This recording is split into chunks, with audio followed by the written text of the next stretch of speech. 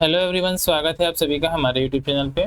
पिछले वीडियो में हमने जो है कि थर्मल फिजिक्स को हम अपने चैनल पे देख रहे थे कि थर्मल फिजिक्स के जो कोर कॉन्सेप्ट हैं, जो हमारे बीपीएससी का पेपर हो, टीआरई टीचिंग वाला या समथिंग ऐसा कोई पेपर हो जिसमें फिजिक्स से क्वेश्चन पूछे जाते हैं, उसमें से हम जो है कि थर्मल फिजिक्स को देख रहे थे। जैसे जीआईसी हो गया, पॉलिटेक्निक लेक्चरर हो गया।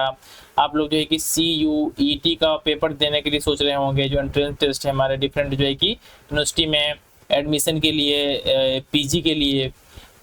तो इन सभी के लिए जो हमारा थर्मल फिजिक्स का जो पार्ट होता है बहुत ही इंपॉर्टेंट होता है, ये सेक्शन हमारे प्रिपरेशन के लिए।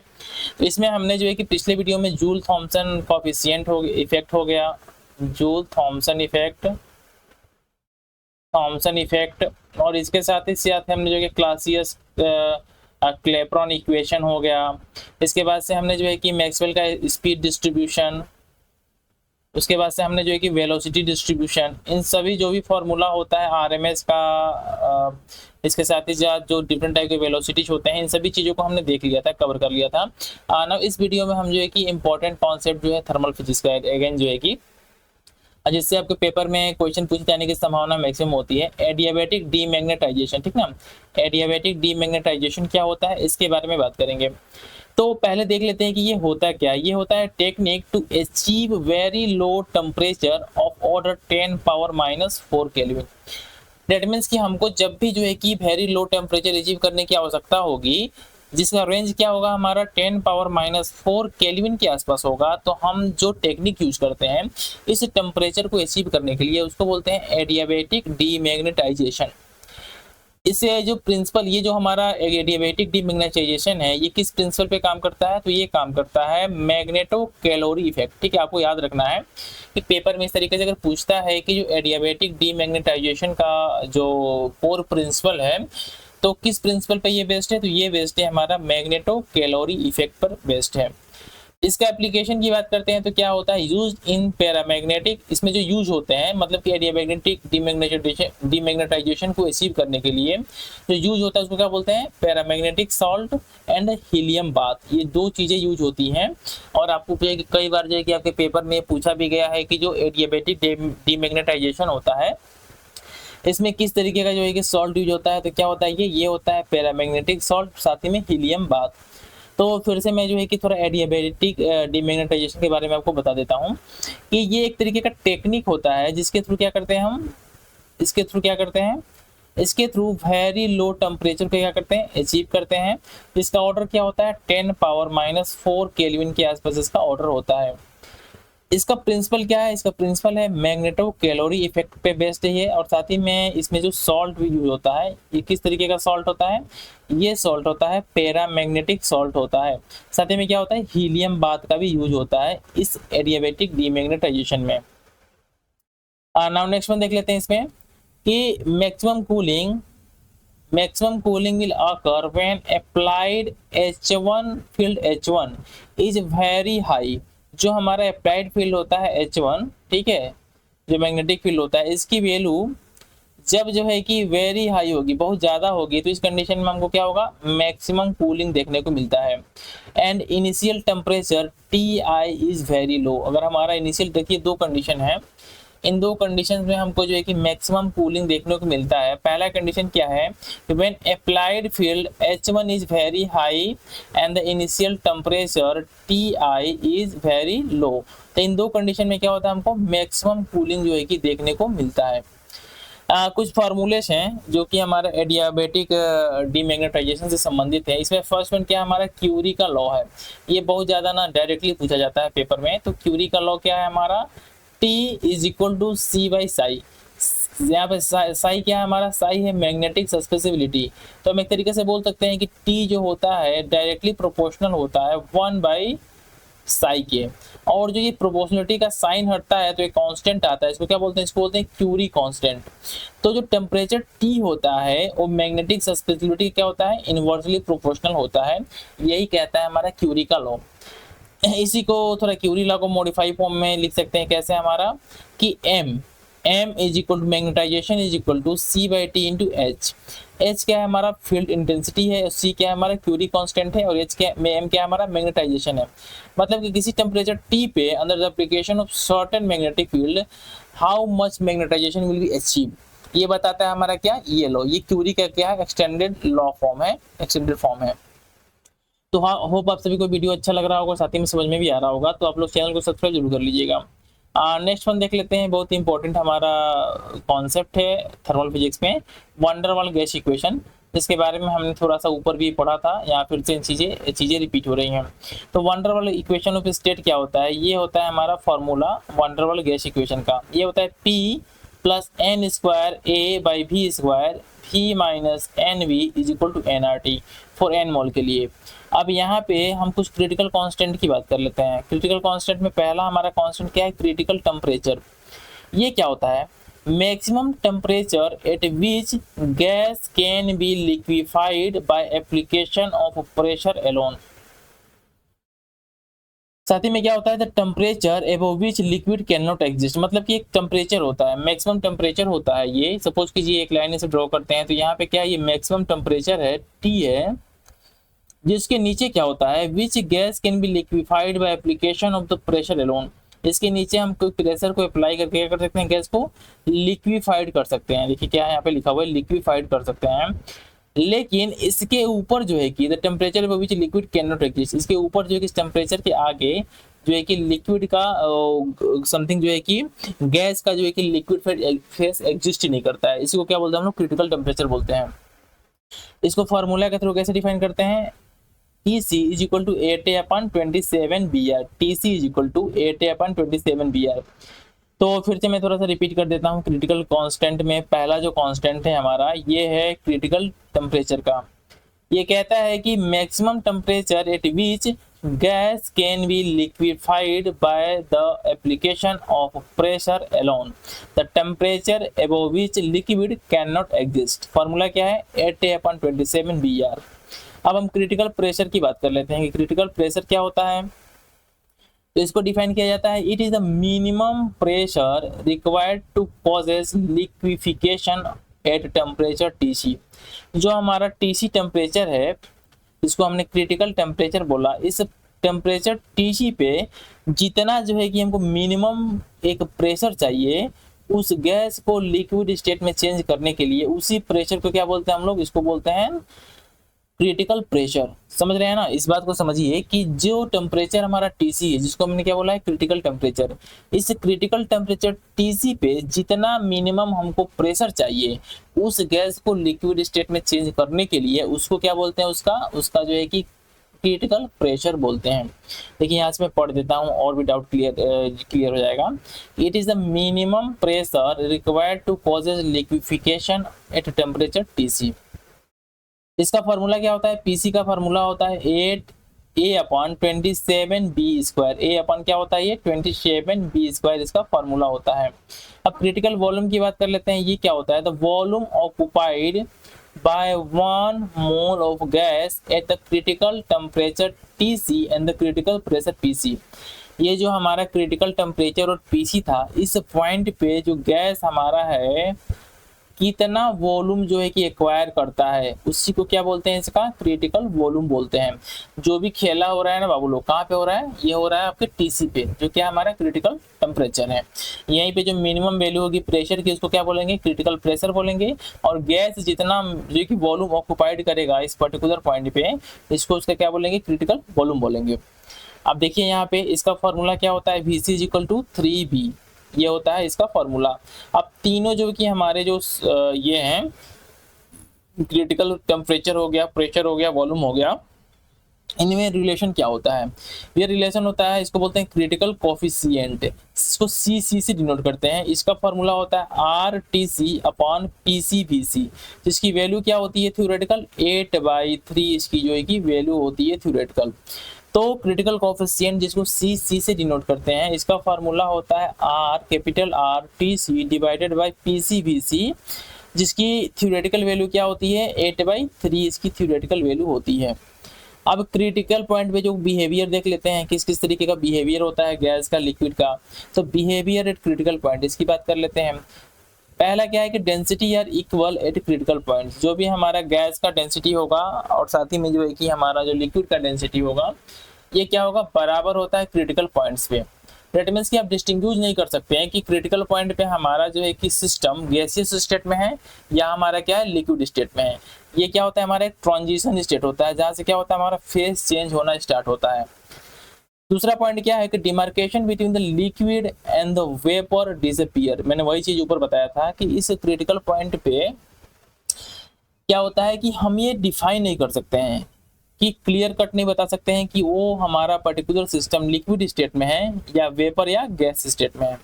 साथ ही में इस पॉइंट पे क्या होता है, सरफेस टेंशन की वैल्यू क्या होती है, 0 हो जाती है। इसी पॉइंट पे क्या होता है, compressibility infinite at this point. इस पॉइंट पे क्या होता है, कंप्रेसिबिलिटी की वैल्यू इनफाइनाइट हो जाती है।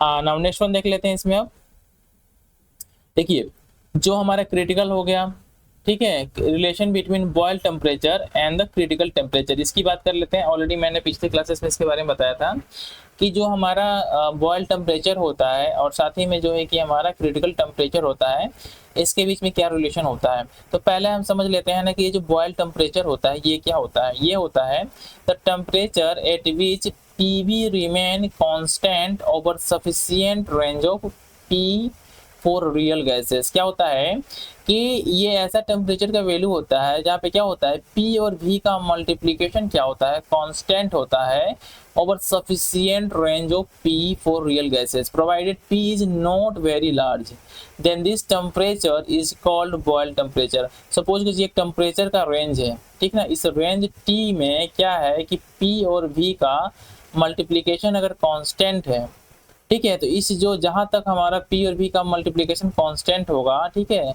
इसी को क्या बोलते हैं, इसका बोलते हैं बॉयल टेम्परेचर बोलते हैं। ठीक है, तो इसमें जो रिलेशन होता है बॉयल टेम्परेचर और साथ ही में जो वन डर वाले कांस्टेंट होते हैं, टीवी इज इक्वल टू क्या होता है, ए अपॉन आरबी होता है, टीसी इज इक्वल टू क्या होता है, 8 है अपॉन 27 आरबी होता है, और जो इन्वर्जन टेम्परेचर होता है क्या होता है, 2 टाइम्स होता है। ये जो जूल थॉमसन कोफिशिएंट पे इन्वर्जन पॉइंट आया था, 2a अपन आरबी होता है, तो टी आई की वैल्यू कितनी हो जाएगी, 2b के बराबर हो जाएगी, 2tb के बराबर हो जाएगी, या 6.75 tc के बराबर हो जाएगी। इसके थ्रू आप बोल सकते हैं कि जो टी आई है सबसे बड़ा होता है, उसके बाद से टीबी होता है, उसके बाद से क्या होता है, टीसी होता है। ठीक है, इस तरीके से आप जो है कि इसको बता सकते हैं। आप देखिए कुछ नोट मैंने नीचे डाला है, नोट्स को देख लेते हैं। नोट पे मैंने क्या डाला है कि Boyle temperature different for different gases. जो हमारा बॉयल टेम्परेचर होता है डिफरेंट गैसेस के लिए क्या होता है, डिफरेंट डिफरेंट होता है। बिलो बॉयल टेम्परेचर, अगर बॉयल टेम्परेचर के नीचे किसी गैस का टेम्परेचर है तो क्या होगा, एग्जिस्टेंस ऑफ इंटरमॉलिक्यूलर अट्रैक्शन। जबकि कोई हमारा ऐसा सिस्टम है जो क्या है बॉयल टेम्परेचर के नीचे है, तो यहाँ पे क्या होगा, इंटरमॉलिक्यूलर अट्रैक्शन वर्क करेगा।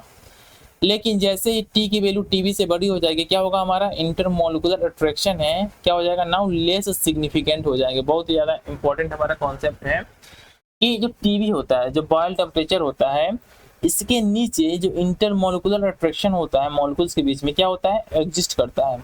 लेकिन जैसे ही गैस का या सिस्टम का टेम्परेचर हमारा टीबी से ज़्यादा हो जाएगा, इस केस में क्या होगा, हमारा जो इंटरमॉलिक्यूलर अट्रैक्शन है वो क्या हो जाएगा, लेस सिग्निफिकेंट हो जाएगा। अब हम बात करते हैं limitation of wonder Waal gas equation. जो वंडर वाल गैस इक्वेशन था, इसके क्या क्या लिमिटेशन है। तो लिमिटेशन की बात करते हैं तो पहला हमारा क्या है, जो क्रिटिकल वॉल्यूम हमारा आया था जिसकी वैल्यू कितनी थी, Vc की वैल्यू 3b थी for all gases bye theory के अकॉर्डिंग। लेकिन जब हम प्रैक्टिकल एक्सपेरिमेंट करते हैं तो इसकी वैल्यू कितनी आती है, 1.4b से लेके 2.8b तक इसकी वैल्यू आती है। 1.4b होता है आर्गन के लिए और 2.8b होता है हाइड्रोजन के लिए। तो ये क्या होता है, एक सर्टेन रेंज में Vc की वैल्यू होती है जो कि एक्सपेरिमेंट के थ्रू निकल के आता है, लेकिन थ्योरी के थ्रू हमारा क्या होता है, ओनली 3b ही आता है। क्रिटिकल कोफिशिएंट्स की बात कर लेते हैं, RTC अपॉन PCVC, जिसको CC से मैंने डिनोट किया था। इसकी वैल्यू आती है 8/3 for all gases bye theory. लेकिन रियल केस में एक्सपेरिमेंट के थ्रू क्या होता है, 3.28 से लेके 3.48 तक इसकी वैल्यू होती है बाय एक्सपेरिमेंट। 3.28 होता है हाइड्रोजन के लिए और 3.48 होता है कार्बन डाइऑक्साइड के लिए। तो इस तरीके से हमने जो है कि van der Waals gas equation में जो भी इंपॉर्टेंट फार्मूलेस थे, कॉन्सेप्ट्स थे, इन सभी चीज़ों को देख लिया। अब हम बात कर लेते हैं ट्रांसपोर्ट फिनोमिना की। ठीक है, ट्रांसपोर्ट फिनोमिना भी हमारा एक इम्पॉर्टेंट चैप्टर है जो है कि थर्मल फिजिक्स में। तो ट्रांसपोर्ट फिनोमिना में पहला जो फार्मूला है ये मीन फ्री पाथ, बहुत इंपॉर्टेंट फार्मूला है, आपके पेपर में डायरेक्टली पूछा जाता है इससे क्वेश्चन कि जो मीन फ्री पाथ होता है जिसको जो कि लेमडा से हम लोग डिनोट करते हैं, ये इक्वल होता है 1/σn। ठीक है, जिसको लिखते हैं हम लोग इक्वल टू 1/πd²n या pi sigma is equal to πd², ये हो गया। ठीक ना, तो यहाँ पे स्मॉल n क्या होता है हमारा, कैपिटल Na/V होता है। जब मैक्सवेल ने इसमें क्या किया, करेक्शन किया, फिर मैक्सवेल करेक्शन जो कि फार्मूला किस तरीके से हमारा क्या हुआ, रिड्यूस हुआ। देखते हैं, all molecules are moving with all possible velocities on all possible direction. ये क्या था हमारा, मैक्सवेल का करेक्शन था मीन फ्री पाथ में। तो ये फार्मूला हमारा आ गया lambda is equal to 1/√2 πd²n, जहाँ पे एम एन का मल्टीप्लीकेशन क्या होता है, रो के बराबर होता है। इसी फार्मूला को थोड़ा सा चेंज करके लिख सकते हैं, lambda is equal to 1/√2 πd²n, या लिख सकते हैं small m divided by √2 πd², ये वाला फार्मूला यहाँ से रिड्यूस कर देंगे हम इसको। ठीक ना, अप्लाई करके, या लिख सकते हैं kt डिवाइडेड बाय √2 πd²t, ये हो गया, क्या हो गया, ये हो गया प्रेशर, ये हो गया प्रेशर। तो यहाँ पे जो मीन फ्री पाथ होता है लेमडा, यहाँ देखिए किसके किसके प्रोपोर्शनल होता है। लेमडा जो है कि डायरेक्टली प्रोपोर्शनल होता है टी के, और लेमडा डायरेक्टली प्रोपोर्शनल होता है 1/ρ के, और लेमडा जो है कि डायरेक्टली प्रोपोर्शनल होता है 1/प्रेशर के। तो हमको तीन चीजें पता चली यहाँ से। जो मीन फ्री पाथ होता है, मीन फ्री पाथ, इसका फॉर्मूला जो लेमडा होता है डायरेक्टली प्रोपोर्शनल होता है टी, जो कि क्या है हमारा टेम्परेचर है। यही लेमडा डायरेक्टली प्रोपोर्शनल होता है 1/ρ, जो कि हमारा क्या है, डेंसिटी है। और यही लेमडा जो है कि डायरेक्टली प्रोपोर्शनल होता है 1/p, जो कि हमारा क्या है, प्रेशर है। तो आपके पेपर में जो है कि डायरेक्टली पूछा जाता है कि लेमडा जो है कि जो कि मीन फ्री पाथ है, ये टी के किस तरीके से प्रोपोर्शनल होता है। तो डायरेक्टली प्रोपोर्शनल होता है, डेंसिटी के इनवर्सली प्रोपोर्शनल होता है, और क्या होता है, प्रेशर का भी इनवर्सली प्रोपोर्शनल होता है। नेक्स्ट वन देख लेते हैं इसमें हम लोग। इसमें जो नेक्स्ट है हमारा थर्मल कंडक्शन के बारे में देख लेते हैं। जो थर्मल कंडक्शन होता है हमारा, ये भी इंपॉर्टेंट है। Transport of energy, thermal conduction का मतलब क्या होता है कि किस तरीके से हमारा जो है कि एनर्जी का ट्रांसपोर्टेशन होता है, थर्मल कंडक्शन। तो इसमें जो K होता है, ये क्या होता है, कोफिशिएंट ऑफ थर्मल कंडक्टिविटी होता है। और ये जो K होता है डायरेक्टली प्रोपोर्शनल होता है किसके, अंदर T के। जो टेम्परेचर T होता है, इसके क्या होता है, डायरेक्टली अंदर जो है कि प्रोपोर्शनल होता है, जिसका नाम क्या है, थर्मल कंडक्टिविटी। साथ ही में जो थर्मल कंडक्टिविटी होता है और कोफिशिएंट ऑफ विस्कोसिटी होता है, इन दोनों का रेशियो क्या होता है हमारा, Cv बोलते हैं इसको, molar specific heat at a constant volume. बहुत इंपॉर्टेंट फार्मूला है कि जो molar specific heat at constant volume होता है, ये किसके बराबर होता है, कोफिशिएंट ऑफ थर्मल कंडक्टिविटी के and the coefficient of viscosity. ये जो फार्मूला है बहुत इंपॉर्टेंट है, आप इसको जो है कि याद कर लीजिएगा सीधे। साथ ही में K होता है, क्या होता है, डायरेक्टली प्रोपोर्शनल होता है 1/√m के। ठीक ना, इस बोल सकते हैं कि इनवर्सली प्रोपोर्शनल होता है √m के, या सीधा बोल सकते हैं कि 1/√m का डायरेक्टली प्रोपोर्शनल होता है K, जो कि क्या हमारा थर्मल कंडक्टिविटी है। तो मैं फिर से थोड़ा इन चीजों को रिपीट कर देता हूँ। तो जो थर्मल कंडक्शन होता है, इसका मतलब क्या होता है, the transport of energy in solid, liquid और गैस। तो इसमें जो K होता है, ये होता है कोफिशिएंट ऑफ थर्मल कंडक्टिविटी, जो डायरेक्टली प्रोपोर्शनल होता है किसके, टेम्परेचर के, अंदर टेम्परेचर के। K बाई ईटा का जो रेशियो होता है Cv के बराबर होता है, और K जो है कि डायरेक्टली प्रोपोर्शनल होता है 1/√m के। यहाँ पे m क्या है, m स्मॉल m क्या है, mass of molecules. Next one देख लेते हैं, coefficient of thermal conductivity is independent of pressure. बहुत ही ज्यादा इंपॉर्टेंट कॉन्सेप्ट है कि जो हमारा K होता है, ये क्या होता है, इंडिपेंडेंट होता है P के। P क्या होता है हमारा, प्रेशर होता है। तो की क्या होता है, इंडिपेंडेंट ऑफ पी होता है, मतलब कि प्रेशर के इंडिपेंडेंट होता है। अब नेक्स्ट वन देख लेते हैं हमारा। नेक्स्ट वन क्या है हमारा, डिफ्यूजन, इसको क्या बोलते हैं, ट्रांसपोर्ट ऑफ मास। ठीक है, इसमें क्या होता है कि डी को डिफाइन करते हैं, डिफ्यूजन जो है क्या हमारा कॉफिशिएंट है, ये क्या होता है, eta upon rho, coefficient of viscosity divided by density is equal to क्या होता है हमारा, डिफ्यूजन कांस्टेंट। इसी डी को लिख सकते हैं 1/3 लेमडा वी, वी बार क्या होता है हमारा, अंडर रूट जो मीन वेलोसिटी होता है अंडर रूट 8 kT अपन पाई m, ये होता है हमारा डी के टर्म में। तो फिर से मैं थोड़ा सा इसको रिपीट करता हूँ, थोड़े छोटे छोटे फार्मूले हैं, ठीक ना, छोटे छोटे फार्मूले हैं, आप इनको याद कर लीजिएगा, इनका डेरिवेशन से कोई मतलब है नहीं, आपको कंपटीशन में देना है, ऑब्जेक्टिव पेपर होता है, तो आपको फार्मूले याद होना चाहिए, साथ ही में आपको जो है उसको कहाँ किस तरीके से अप्लाई करना है ये आना चाहिए। तो जो डिफ्यूजन होता है हमारा, ठीक है, जिसको बोलते हैं ट्रांसपोर्ट ऑफ मास, ये डिफ्यूजन डी जो होता है डिफाइन होता है ईटा अपॉन रो। ईटा क्या होता है, कोफिशिएंट ऑफ विस्कोसिटी होता है, और रो क्या होता है, डेंसिटी होता है। यहाँ पे D इज इक्वल टू क्या होता है, 1/3 लेमडा वी बार। वी बार क्या होता है, ये मीन वेलोसिटी होता है, जिसको अंडर रूट 8 kT अपन पाई m से डिफाइन करते हैं। अब नेक्स्ट वन देख लेते हैं हमारा क्या है, केमिकल पोटेंशियल के बारे में देख लेते हैं। केमिकल पोटेंशियल क्या होता है, for 1 mole of gas gives energy is called chemical potential denoted by mu. अगर हमारा 1 मोल का गैस है तो इसके लिए जो गिव्स एनर्जी की जो वैल्यू होगी, ठीक ना, उसको ही क्या बोलेंगे, इसका केमिकल पोटेंशियल बोलते हैं, और इसको म्यू से डिनोट करते हैं। तो म्यू क्या होता है हमारा, mu is equal to G by capital G by N होता है, ठीक ना, ये हो गया हमारा capital G by N. G क्या है हमारा, गिव्स एनर्जी है, और एन क्या है, नंबर ऑफ मोल्स है। अगर मोल की वैल्यू 1 हो जाए तो यहाँ पे क्या होगा, म्यू इज इक्वल टू क्या हो जाएगा, जी। डेट मीन्स कि जो हमारा केमिकल पोटेंशियल होगा वो गिव्स एनर्जी के बराबर हो जाएगा जब हमारा क्या होगा, नंबर ऑफ मोल्स 1 होंगे। ये हमारा क्या हो गया, केमिकल पोटेंशियल का डिफिनीशन हो गया, आपके एग्जाम में भी हो सकता है, पूछा जा सकता है। अब नेक्स्ट में बात कर लेते हैं internal energy of 1 mole of an ideal gas. जो इंटरनल एनर्जी होता है हमारा 1 mole of an ideal gas के लिए कैसे निकालते हैं, तो U इज इक्वल टू क्या होता है, n½ FkT। इसको लिख सकते हैं ½ FRT, ठीक ना। यहाँ से du अपॉन dt क्या हो जाएगा, ½ FR हो जाएगा, या du is equal to CVdt। आपको पहले से पता होगा कि ये जो du का फॉर्मूला होता है क्या होता है, CVdt के फॉर्म में लिख सकते हैं, और CV is equal to ½ FR, ठीक है, यहाँ पे ऑलरेडी दिया हुआ है, तो यहाँ लिख सकते हैं CV is equal to ½ FR, CP is equal to क्या हो जाएगा, CV plus R, CP is equal to F plus 2 F/2 plus 1 into R। ये हमारा फॉर्मूला हो गया CP का in term of degree of freedom.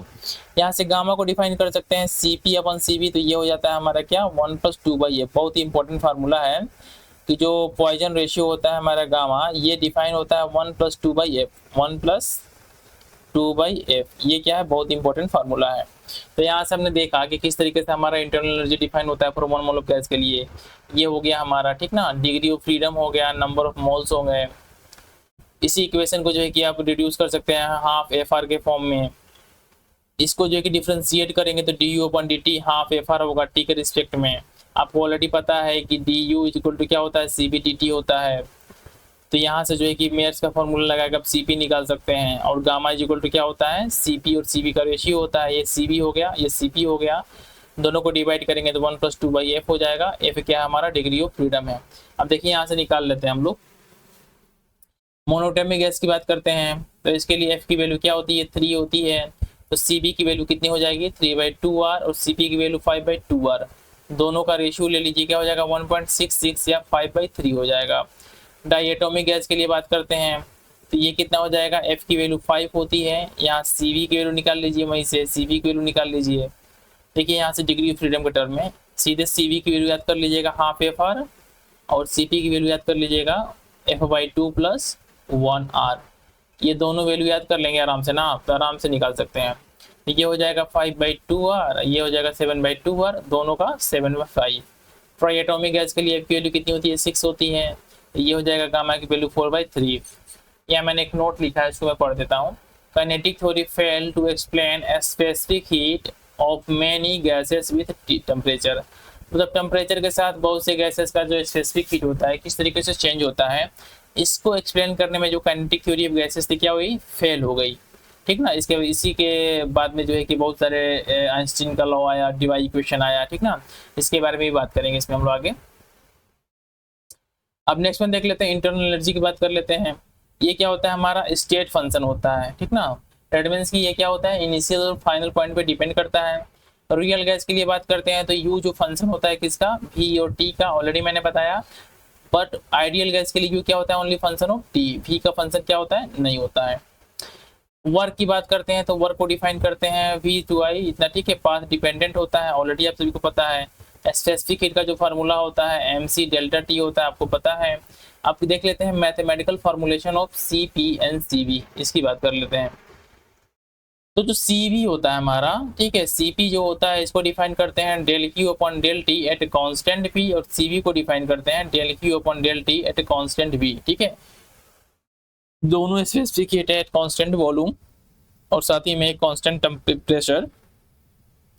इन दोनों को डिफाइन कर कैसे करते हैं हम लोग, इन दोनों को डिफाइन करते हैं एट कांस्टेंट प्रेशर पे del Q upon del T, at constant volume पे del Q upon del T. अब एडियाबेटिक प्रोसेस की बात कर लेते हैं। ये क्या होता है, इसमें डी क्यू की वैल्यू 0 होती है। ये स्टेट इक्वेशन होते हैं P P power gamma is equal to C and T V power gamma minus 1 is equal to C. और ये तीसरा फॉर्म होता है T power gamma P power 1 minus gamma is equal to C. ठीक ना, इसको जो है कि आप P V is equal to N R T वाले से अगर एक इक्वेशन आता है, इसको जो है कि इन इक्वेशन के थ्रू दोनों फॉर्म में लिख सकते हैं। आप दोनों लोग ट्राई कीजिएगा इसको। ठीक है, वर्क डन की बात करते हैं तो एडियाबेटिक प्रोसेस में क्या होता है हमारा, W is equal to 1 by gamma minus 1 P I minus P A. ठीक है, ये वर्क का फॉर्मूला होता है। टेम्परेचर के टर्म में क्या होगा, N R gamma minus 1 T I minus T F. ठीक ना, और पी वी पावर एन जो होता है हमारा, ऑलरेडी मैंने आपको इसके बारे में बताया था कि एन इज इक्वल टू 0 होगा तो आइसोबारिक होगा, एन इज इक्वल टू 1 होगा तो आइसोथर्मल होगा, N is equal to gamma होगा तो क्या होगा, ये एडियाबेटिक होगा। अब नेक्स्ट हमारा जो इम्पोर्टेंट कॉन्सेप्ट है जो कार्नोट थ्योरम पे बेस है, ये हीट इंजन को लेके है। ठीक ना, तो इसको जो है कि हम लोग इसको देखते हैं आगे कि हीट इंजन को लेके कैसे कैसे क्या क्या होता है। अब हीट इंजन को देख लेते हैं हम लोग। ठीक है, हीट इंजन में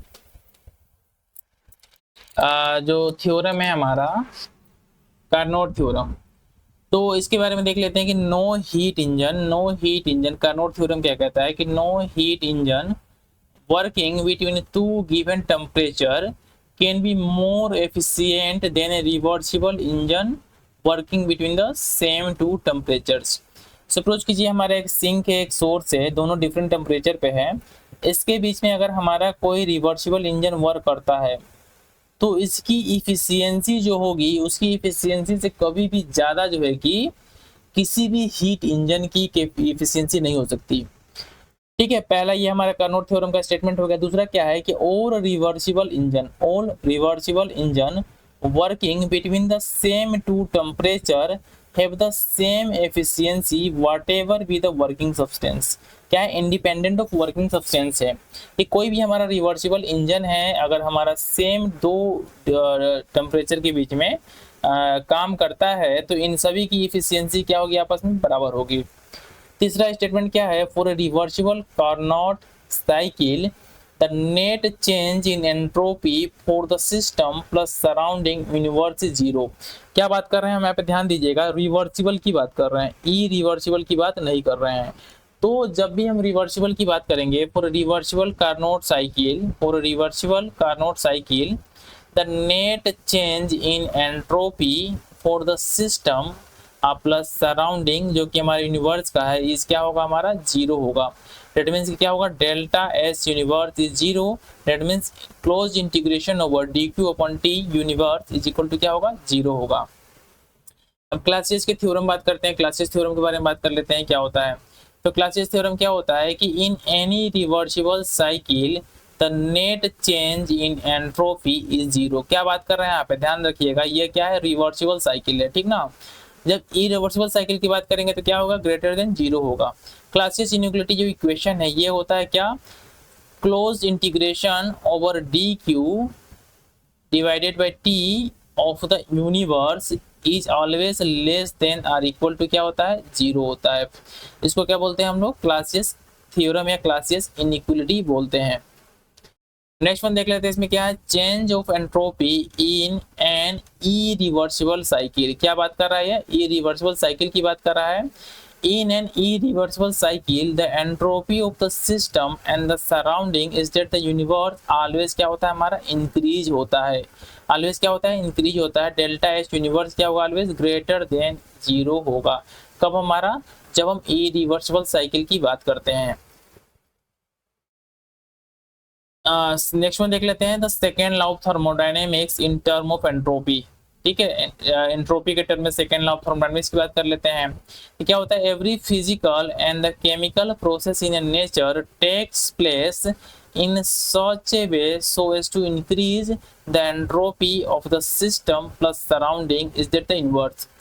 कोई भी हमारा फिजिकल या केमिकल जो प्रोसेस है नेचर में जो एग्जिस्ट करता है वो इस तरीके से वर्क करता है कि किस तरीके से वर्क करता है कि ये इंक्रीज करता है क्या, एंट्रोपी को, किसका, system plus surrounding is the universe का। ये स्टेटमेंट क्या है, मैथमेटिकल ये है कि delta S universe always greater than or equal to 0।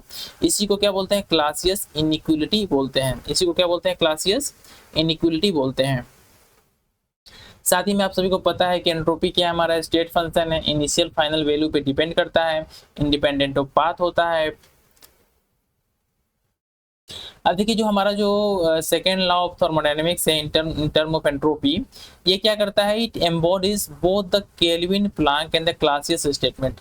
जो केल्विन प्लैंक का स्टेटमेंट था सेकेंड लॉ को लेके, और साथ ही में जो क्लासियस का स्टेटमेंट था, इन दोनों स्टेटमेंट को क्या करता है, आपस में निहित करता है। ये आप देख लेते हैं, entropy of an isolated system क्या होता है, किसी भी आइसोलेटेड सिस्टम का एंट्रोपी क्या होता है, ऑलवेज ग्रेटर देन और इक्वल टू क्या होता है, 0 होता है। Entropy of an isolated system can never भी क्या होता है, decrease. Efficiency in term of temperature की बात करते हैं तो ऑलरेडी आप सभी को पता है 1 - T2/T1। एंट्रोपी एंड प्रोबेबिलिटी की बात कर लेते हैं, क्या होता है, तो entropy as a disorder in a system. Already मैंने बताया था कि सिस्टम जितना हमारा डिसऑर्डर स्टेट में होगा वो क्या होगा, उसकी एंट्रोपी उतनी ज्यादा होगी। और ये जो डिसऑर्डर स्टेट होता है इसका सीधा संबंध किससे होता है, हमारा प्रोबेबिलिटी से होता है।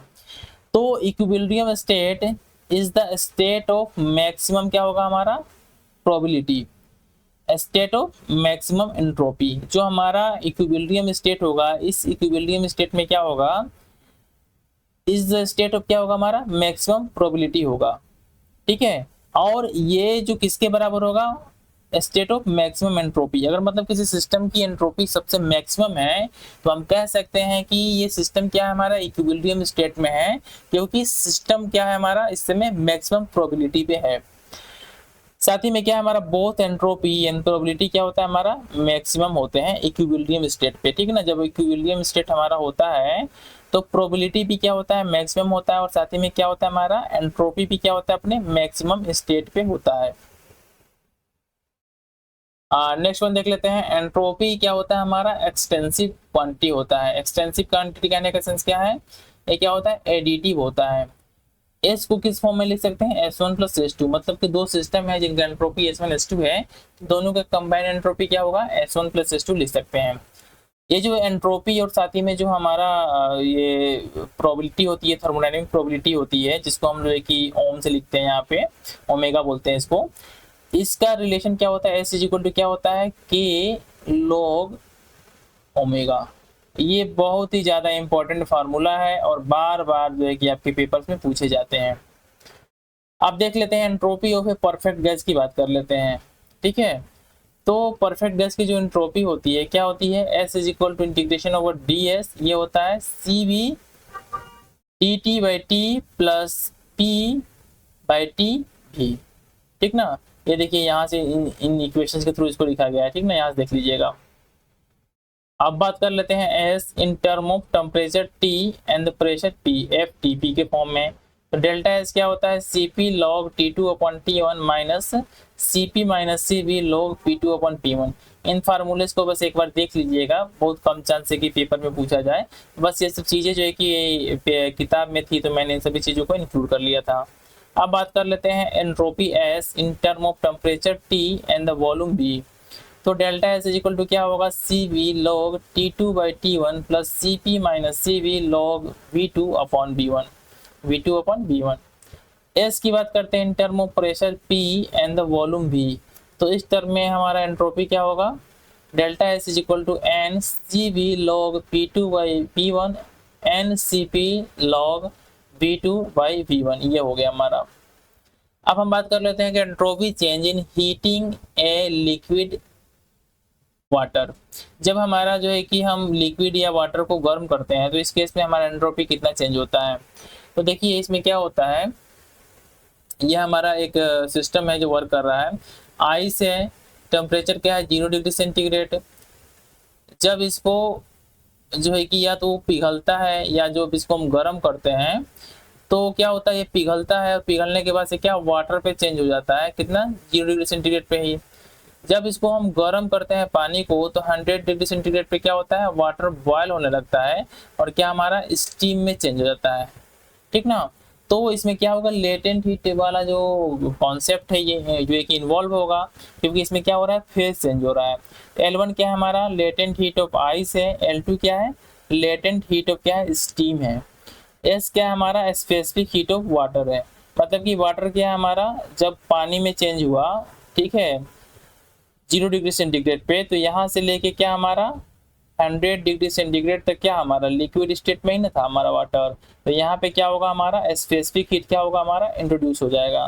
तो ये हमारा एंट्रोपी का फार्मूला हो जाएगा, delta S is equals to mL1 upon T1 plus mc log T2 upon T1 plus mL2 upon T2। ये क्या हो गया हमारा एंट्रोपी चेंज का फार्मूला हो गया, जब हमारा पूरा का पूरा सिस्टम वर्क करता है कहाँ, आइस से लेके वेपर तक, मतलब गैस स्टेट तक। अब नेक्स्ट वन देख लेते हैं कि entropy change in mixing liquid at different temperature. हम डिफरेंट टेम्परेचर पे जब लिक्विड को आपस में मिक्स करते हैं तो किस तरीके से हमारा क्या होता है, एंट्रोपी चेंज होता है। ये हमारा देखिए टेम्परेचर T1 पे है एक लिक्विड, एक T2 पे है, दोनों को मिक्स कर देते हैं। T क्या हमारा क्या है, इक्विलिब्रियम टेम्परेचर है। तो हमारा इस तरीके से जो इक्विलिब्रियम टेम्परेचर T होगा ये इस तरीके से यहाँ से निकाल सकते हैं। अब देखिए जब इसको इंट्रोड्यूस करेंगे इस टर्म में तो हमारा जो एंट्रोपी चेंज का फार्मूला आएगा सिस्टम के लिए क्या आएगा, delta S is equal to 2mc log T1 plus T2 by 2 divided by under root T1 T2। ये क्या हमारा एक डायरेक्ट फार्मूला है जिसको जो है कि आप लोग याद कर लीजिएगा, ठीक है, इस डायरेक्ट फार्मूले को। अब नेक्स्ट वन बात कर लेते हैं हमारा change in entropy free expansion. Free expansion के केस में हमारा किस तरीके से एंट्रोपी जो है कि चेंज होता है, इसकी बात कर लेते हैं। हम जो है कि फ्री एक्सपेंशन में एंट्रोपी चेंज देख रहे थे कि किस तरीके से हमारा एंट्रोपी का चेंज होता है value under the free expansion. तो जो डेल्टा एक्स फ्री एक्सपेंशन की बात करते हैं तो ये फार्मूला होता है हमारा एन आर लोग वी एफ अपॉन वी आई, ठीक है। ये जो भी फार्मूले में बता रहा हूँ आप लोगों को, ठीक है, एंट्रोपी चेंज का, ये फ्री एक्सपेंशन हो, फॉर आइसोलेटेड सिस्टम हो, जब सिस्टम हमारा जो है कि 3 स्टेट में जो है कि 2 स्टेट में फेज चेंज हो रहा है, तो इन सभी केस में जो हमारा एंट्रोपी चेंज का फार्मूला होता है ना, डायरेक्टली कभी कभी पेपर में पूछ देता है। तो आप इन फार्मूलाज को एक बार देख क्या कर लीजिएगा, देख के याद कर लीजिएगा। अब हीट इंजन की बात कर लेते हैं हमारे कि किस तरीके के हीट इंजन होते हैं और ये किस तरीके से किस किस प्रिंसिपल पे वर्क करते हैं। तो पहला हमारा जो हीट इंजन है इंपॉर्टेंट, इसको बोलते हैं ऑटो इंजन, ठीक ना। ऑटो इंजन ये क्या करता है, ऑपरेट इन ए साइकिल, इस साइकिल में ऑपरेट करता है। टोटल 6 प्रोसेस होते हैं हमारे, इसमें से 4 जो प्रोसेस होते हैं क्या होते हैं, involve in motion of the piston. जो पिस्टन का मोशन होता है इसमें जो है कि 4 प्रोसेस हमारे क्या होते हैं, इन्वॉल्व होते हैं। तो इसमें टोटल जो होते हैं कितने होते हैं, 6 प्रोसेस होते हैं। इसमें से जो 4 प्रोसेस होते हैं किसमें इन्वॉल्व होते हैं, मोशन ऑफ द पिस्टन, इसको क्या बोलते हैं, स्ट्रोक्स बोलते हैं, ठीक ना। हमने इसमें थोड़ा इतना ब्रीफ में नहीं गए हैं, शॉर्ट में उन बच्चों के लिए है जो ऑलरेडी क्या है चीजों को पढ़ चुके हैं। ऑटो इंजन क्या होता है हमारा, ये पेट्रोल इंजन होता है, साथ ही में क्या होता है, ये एडियाबेटिक एक्सपेंशन और क्या होता है कंप्रेशन के प्रिंसिपल पे काम करता है। जो ऑटो इंजन हमारा होता है ये क्या होता है, एडियाबेटिक एक्सपेंशन और क्या होता है कंप्रेशन के प्रिंसिपल पे काम करता है। इसमें टोटल 6 प्रोसेस होते हैं, इसमें से 4 जो प्रोसेस होते हैं किसमें इन्वॉल्व होते हैं, मोशन ऑफ द पिस्टन, इनको स्ट्रोक्स कहते हैं, ठीक ना। ऑटो इंजन क्या होता है हमारा, पेट्रोल इंजन होता है। इसमें से जो 4 प्रोसेस हैं इन 4 प्रोसेस को देख लेते हैं। पहला क्या हमारा सेक्शन स्ट्रोक हो गया, उसके बाद से क्या हो गया कंप्रेशन स्ट्रोक। इसमें क्या होता है, एयर जो होता है जो वर्किंग सब्सटेंस होता है और पेट्रोल क्या होता है एज ए फ्यूल होता है। दूसरा क्या होता है हमारा कंबशन स्ट्रोक होता है, इसमें क्या होता है large amount of heat of the combustion is produced. Fourth one क्या होता है हमारा एक्सपेंशन स्ट्रोक होता है, इसमें क्या होता है also called working stroke. Engine do क्या होता है हमारा एक्सटर्नल वर्क, इसमें क्या होता है जो एक्सपेंशन स्ट्रोक होता है इसमें इंजन क्या करता है हमारा एक्सटर्नल वर्क परफॉर्म करता है। इसके बाद से जो नेक्स्ट होता है हमारा क्या होता है वाल्व एग्जॉस्ट होता है। इसके बाद से क्या होता है एग्जॉस्ट स्ट्रोक होता है, इसमें क्या होता है ब्रॉन्ट गैसेस एस्केप करती हैं। जब इफिशियंसी की बात करते हैं हम किसकी ऑटो इंजन की, जब ठीक है ऑटो इंजन की इफिशियंसी की बात करते हैं तो ये इफिशियंसी का फॉर्मूला क्या होता है, ये होता है eta is equal to 1 minus 1 by rho power gamma minus 1। Gamma क्यों आया है यहाँ पे, गामा इसलिए आया है क्योंकि जो ऑटो इंजन का प्रिंसिपल होता है क्या होता है एडियाबेटिक एक्सपेंशन और साथ ही में क्या होता है कंप्रेशन होता है। तो जहाँ एडियाबेटिक एक्सपेंशन आएगा वहाँ क्या आएगा हमारा गामा आना स्वाभाविक है। तो इसका एफिशिएंसी का फार्मूला हमने देखा क्या होता है eta is equal to 1 minus rho gamma minus 1। ये जो रो होता है क्या होता है कंप्रेशन रेशियो होता है, जिस क्या होता है V1 बाई V2 का रेशियो होता है। और ईटा की जो वैल्यू होती है ये बहुत ज़्यादा इंपॉर्टेंट है कि जो ईटा की वैल्यू कितनी होती है 0.52 होता है इफिशियंसी किसकी ऑटो इंजन की, ठीक ना। ऑटो इंजन की इफिशियंसी कितनी होती है 0.52 होती है। Auto engine vs Carnot engine की बात कर लेते हैं कि जो ये ऑटो इंजन का एफिशिएंसी क्या होता है ऑलवेज लेस देन होता है किसके कार्नोट इंजन के। तो हमने क्या देखा कि जो ऑटो इंजन है जो कि 6 हमारा क्या होता है प्रोसेस पे काम करता है, इसकी एफिशिएंसी कितनी होती है 0.52 होती है। और इसकी एफिशिएंसी क्या होती है कार्नोट इंजन से कम होती है। और साथ ही में जो ऑटो इंजन होता है क्या होता है हमारा, मैं यहाँ लिख दे रहा हूँ कि जो ऑटो इंजन होता है ठीक है ये क्या होता है हमारा, ये होता है पेट्रोल इंजन। एकदम बिल्कुल नहीं भूलना है आप लोग को, ठीक ना। पेट्रोल इंजन होता है और डायरेक्टली जो है कि पेपर में पूछ दिया जाता है एक ऑटो इंजन क्या होता है तो पेट्रोल इंजन होता है। और नेक्स्ट वन बात कर लेते हैं डीजल इंजन की हम लोग, ठीक है। डीजल इंजन के बारे में तो ये क्या होता है engine operate in the 4 stroke cycle, इसमें 6 होते हैं और डीजल इंजन में कितने होते हैं 4 स्ट्रोक होते हैं। इसको क्या बोलते हैं डीजल साइकिल के नाम से भी जाना जाता है। जो पहला हमारा इसमें जो साइकिल होता है इसको क्या बोलते हैं suction stroke, compression stroke, working stroke, fuel क्या होता है इसमें इंजेक्ट होता है और साथ ही में क्या होता है एग्जॉस्ट स्ट्रोक। ये 4 हमारे क्या होते हैं मेन जो होता है साइकिल होते हैं डीजल इंजन में। अब नेक्स्ट में बात कर लेते हैं जो डीजल इंजन का एफिशिएंसी का फॉर्मूला होता है थोड़ा टफ होता है। ये होता है eta is equals to 1 minus 1 upon gamma 1 by P power gamma minus 1 by P C power gamma 1 by P minus 1 by P C. और पी क्या होता है हमारा एक्सपेंशन रेशियो होता है V1 अपन V3 और पीसी क्या होता है V1 अपन V2 कंप्रेशन रेशियो होता है। ये हमारा क्या होता है एफिशिएंसी का फार्मूला होता है डीजल इंजन के केस में जो थोड़ा टफ होता है, तो पूछे जाने की संभावना भी क्या है कमी है। इसलिए जो ऑटो इंजन का एफिशिएंसी का फार्मूला है इसको याद कर लीजिएगा और साथ ही में इसका एफिशिएंसी कितना होता है 52% होता है। अब हम बात कर लेते हैं फेज ट्रांजिशन की, ठीक ना। फेज ट्रांजिशन की बात कर लेते हैं कि किस तरीके से हमारा फेज ट्रांजिशन होता है और ये जो है कि अगेन जो है कि इंपॉर्टेंट चैप्टर है।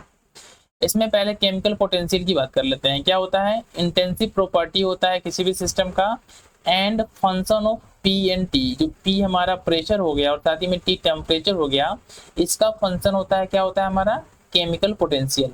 इसको लिख सकते हैं D mu I is equal to minus S I D T plus V I D P, ठीक है। ऑलरेडी हमने इसके बारे में बताया था, ठीक ना, जो गिब्स फ्री एनर्जी का जब हमने निकाला था वहां पे। तो इसका इंपॉर्टेंस क्या होता है phase equilibrium between faces is govern by the chemical potential. जो केमिकल पोटेंशियल म्यू होता है क्या होता है ये फेज इक्विलिब्रियम होता है डिफरेंट फेसेस के बीच में, इसको क्या करता है गवर्न करता है। यहाँ पे क्या होता है कि mu I is equal to mu F. If a substance is in equilibrium between the two phases, its equilibrium, its chemical potential must have the same value in both the phases। दोनों phase में क्या होना चाहिए इसका chemical potential की जो value होनी चाहिए क्या होनी चाहिए सेम होनी चाहिए। अगर हमारा क्या है सब्सटेंस क्या है हमारा इक्विलिब्रियम में है तो दो फेसेस के बीच में जो केमिकल पोटेंशियल की वैल्यू क्या होगी सेम होगी।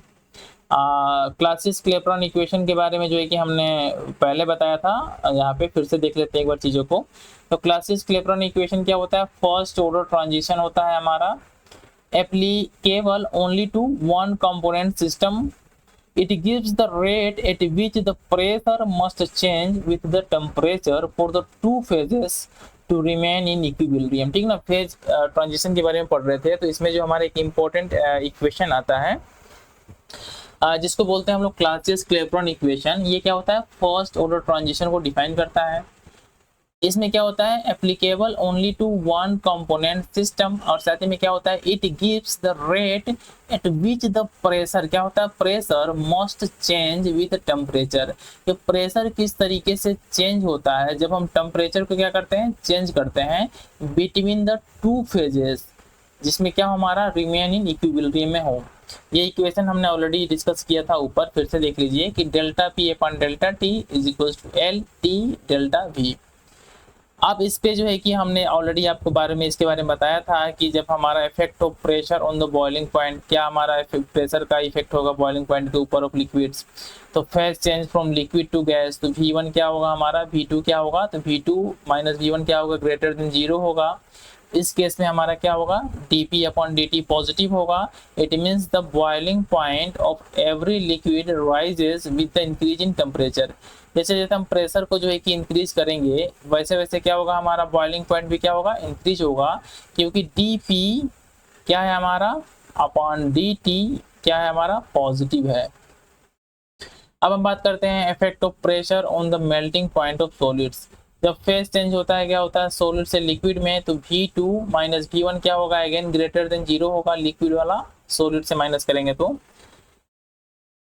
अब देखिए, जैसे कि मैंने एग्जांपल क्या लिया है? फॉर वैक्स टाइप सब्सटेंस, तो यहाँ पे V2 माइनस V1 क्या होगा? ग्रेटर देन 0 होगा, तो dP अपन dt क्या होगा? पॉजिटिव होगा। अगेन वही होगा हमारा कि melting point of wax type substance rises when increase in pressure. Pressure को इंक्रीज करेंगे तो क्या होगा हमारा सब्सटेंस का? मेल्टिंग पॉइंट भी क्या होगा? इंक्रीज होगा। लेकिन जब आइस लाइक सब्सटेंस की बात करते हैं, तो V2 माइनस V1 क्या होगा? लेस देन 0 होगा, तो क्या हो जाएगा? dP अपॉन dt क्या हो जाएगा? निगेटिव हो जाएगा। और इस केस में क्या होगा? It means melting point of ice type substance is lower with increase in pressure. अगर हम प्रेशर को इंक्रीज करेंगे तो इसका मेल्टिंग पॉइंट क्या होगा? डिक्रीज होगा। जब हम क्या होगा? सब्सटेंस हमारा आइस लाइक सब्सटेंस होगा। हम जो है कि सेकेंड लेटेंट हीट इक्वेशन की बात करते हैं क्लासियस की, तो ये होता है dL upon dt minus L by T is equal to S2 minus S1। इसमें क्या होता है? एंट्रोपी भी इन्वॉल्व होता है। ये क्या हमारा second latent heat equation of the Clausius. इसको याद करना है आप लोग को कि dL upon dt minus L by T is equal to S2 minus S1, या बोल सकते हैं डेल्टा S। तो डेल्टा S इक्वल टू क्या हो जाएगा? dL upon dt minus L by T. अब हम बात कर लेते हैं specific heat of the saturated water vapour. Saturated water vapour का जो स्पेसिफिक हीट होता है कैसे होता है? तो specific heat of A saturated water vapour eight 100 degree centigrade इस क्या होता है? निगेटिव होता है। जब भी हम बात करते हैं सैचुरेटेड वाटर वेपर का स्पेसिफिक हीट की, तो 100 डिग्री सेंटीग्रेड पे क्या होता है हमारा? निगेटिव होता है। एंड द स्पेसिफिक वॉल्यूम को कैसे डिफाइन करते हैं? Volume in metre cube, volume in metre cube divided by specific volume का जो फार्मूला होता है क्या होता है? इसको लिखते हैं volume in metre cube divided by mass in kilogram और 1 by density in kilogram per metre cube. इस तरीके से होता है। इतना बस जान लेना आपको कि स्पेसिफिक वॉल्यूम होता है क्या है। अब देख लेते हैं entropy as a disorder. Entropy का डिफिनेशन थोड़ा डिसऑर्डर के टर्म में देख लेते हैं। डिग्री ऑफ द रैंडमनेस, मतलब किसी भी सिस्टम में कितना रैंडमनेस है, इसको मेजर क्या करता है? एंट्रोपी मेजर करता है। और disorder in the molecular system, किसी मॉलिक्यूलर सिस्टम में कितना डिसऑर्डर है, अगर डिसऑर्डर की वैल्यू क्या होगी? ज्यादा होगी, तो इसकी एंट्रोपी क्या होगी? ज्यादा होगी। ऑलरेडी मैं चीजों को बहुत बार रिपीट कर चुका हूँ, फिर यहाँ रिपीट हो रहा है कि जिस सिस्टम में, किसी मॉलिक्यूलर सिस्टम में जितना ज्यादा क्या होगा? डिसऑर्डर होगा, उसकी एंट्रोपी की वैल्यू क्या होगी? उतनी ही ज्यादा होगी। मोर रेगुलर अरेंजमेंट की जब हम बात करते हैं कि अरेंजमेंट क्या हो? ज्यादा मोर रेगुलर हो, तो एंट्रोपी क्या होगी हमारी? कम होगी। मतलब कि क्या है? डिसऑर्डर की वैल्यू कम होगी तो एंट्रोपी की वैल्यू क्या होगी? कम होगी। ये सिंपल सा रिलेशन है। साथ ही में क्या होता है कि ऑल नेचुरल प्रोसेस की टेंडेंसी क्या होती है, tendency to proceed towards a state of greater disorder. किसी भी कोई सिस्टम है हमारा, कोई नेचुरल प्रोसेस है, तो इसकी टेंडेंसी क्या होती है, टेंडेंसी होती है कि क्या करता है वो, जो मैक्सिमम डिसऑर्डर स्टेट होता है उसको अचीव करने का क्या करता है, प्रयास करता है। तो ये क्या हो गया हमारा, ये फार्मूला जो होता है एंट्रोपी और साथ ही डिसऑर्डर में जो हमारा होता है, क्या होता है फार्मूला, इज इक्वल टू के लॉग डब्लू। यहाँ W क्या होता है, ये होता है डिसऑर्डर पैरामीटर। तो इस तरीके से हमारा क्या होता है, यहाँ से एंट्रोपी थर्मल फिजिक्स का सीधा कनेक्शन किसके साथ जुड़ता है, हमारा स्टैटिस्टिकल फिजिक्स के साथ जुड़ता है। तो एप्लीकेशन की बात कर लेते हैं। तो एप्लीकेशन क्या होता है, in adiabatic demagnetisation method of obtaining very low temperature. अभी मैंने एडियाबेटिक डीमैग्नेटाइजेशन मेथड की बात की थी। इसमें हम क्या करते हैं, बहुत ही लो टेम्परेचर को अचीव करते हैं, जिसका रेंज क्या होता है हमारा 10⁻⁻⁴ केल्विन का रेंज होता है। तो इसमें क्या होता है, इसका एप्लीकेशन होता है, ये जो एंट्रोपी का जो कॉन्सेप्ट है, जिसको रिलेट किससे करते हैं हम, डिसऑर्डर पैरामीटर से रिलेट करते हैं, W से। इसका एप्लीकेशन क्या होता है, application in adiabatic demagnetisation method of obtaining very low temperature. Next one देख लेते हैं इसमें। नेक्स्ट वन है वेपर लिक्विड इक्विलिब्रियम। ठीक है, यहाँ पे देख लेते हैं वेपर लिक्विड इक्विलिब्रियम की।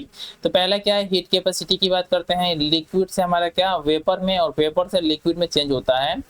तो जो सी इक्विलिब्रियम होता है हमारा, हीट कैपेसिटी की बात करते हैं, ये क्या होता है, Cp माइनस डेल्टा H/T। ये जो फार्मूला होता है इसको याद कर लीजिएगा कि अगर हमारा जो है कि कोई सिस्टम है वो जो है कि लिक्विड फेज में है, स्टेट में है, ये चेंज होकर किस स्टेट में जाता है, गैस स्टेट में, और फिर ये गैस स्टेट जो कि वेपर है क्या होता है हमारा, लिक्विड स्टेट में आ जाता है। तो यहाँ पे जो सी इक्विलिब्रियम होगा, ठीक है, ये हो जाएगा Cp minus delta H/T। Compressibility की बात करते हैं तो क्या होगा, 1 माइनस रो 1 माइनस RT अपन डेल्टा। छोटे छोटे फार्मूले हैं, आप इनको स्किप भी कर सकते हैं, पढ़ भी सकते हैं। नाउ नेक्स्ट वन बात कर लेते हैं सेकेंड ऑर्डर फेज ट्रांजिशन की। अभी हम बात कर रहे थे फर्स्ट ऑर्डर फेज ट्रांजिशन की, तो अब बात कर लेते हैं सेकेंड ऑर्डर फेज ट्रांजिशन की। ये क्या होता है, G1 is equal to G2 for second order phase transition and S1 is equal to S2 at temperature T and P। क्या है हमारा, दोनों के दोनों एजम्पशंस है, ये एजम्पशंस मानते हैं।